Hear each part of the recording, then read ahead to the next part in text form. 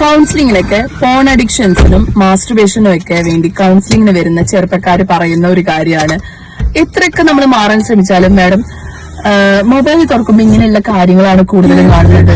വാട്സാപ്പില് അല്ലെങ്കിൽ ഇൻസ്റ്റഗ്രാമിലൊക്കെ ഇതുപോലെയുള്ള കാര്യങ്ങളാണ് കൂടുതലും കാണുന്നതെന്ന് പറയാറുണ്ട്.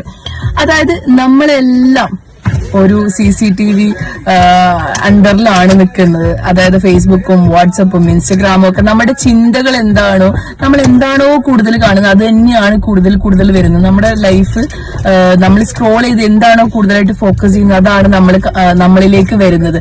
അതുകൊണ്ട് തന്നെ നമ്മൾക്ക് ഒരു കാര്യം മാറ്റണം എന്ന് പറയുന്നത് നമ്മളുടെ കൺട്രോളിലുള്ള ഒരു കാര്യമാണ്. നമ്മളെ കൺട്രോൾ ചെയ്യുക. നമ്മളുടെ മൈൻഡിന് നമ്മൾ ആർക്കും വിട്ടുകൊടുക്കാൻ പാടില്ല.